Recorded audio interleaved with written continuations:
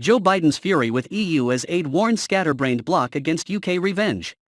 Joe Biden would be furious with the EU if any bid is tabled by the bloc to seek revenge on the UK over Brexit, as one of his closest and most trusted colleagues warned Brussels against feeling scatterbrained in punishing Britain. In recent months, the EU has been accused of trying to inflict revenge on the UK for leaving the bloc. These claims have appeared in the discourse around the COVID vaccine rollout, post-Brexit fishing arrangements, and the Northern Ireland Protocol. They are nothing new.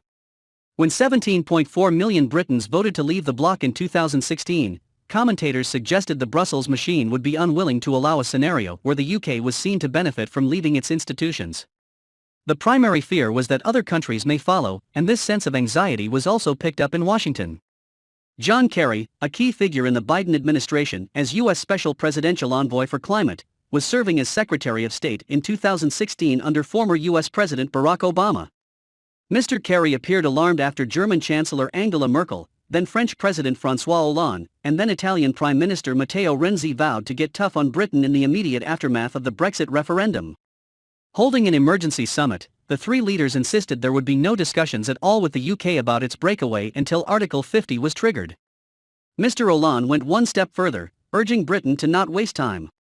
Although comforting in Brussels, this united front did not go down well on the other side of the Atlantic, as Mr. Kerry called for calm and argued against revengeful promises.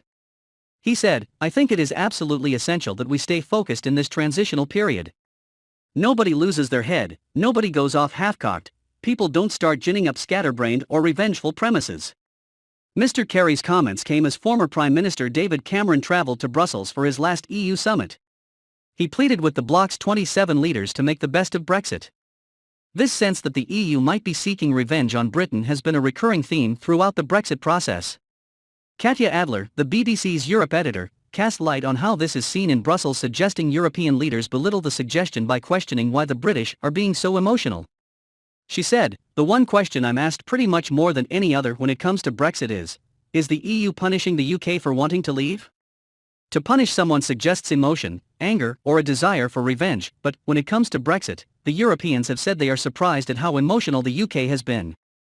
After all, the British have this reputation for a stiff upper lip and keeping calm and carrying on. It dates back to World War II." Ms. Adler then claimed that the EU blamed this revenge narrative on internal squabbles within the UK, rather than a Brussels-based agenda. She continued in 2018, "The EU says that the UK government has spent so much time arguing and fighting with itself that has slowed down negotiations. Brexit negotiations are also hard going because of pure self-interest. Think about it.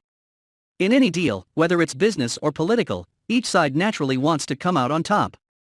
So the EU would say, it's not punishing the UK, it's just looking after itself.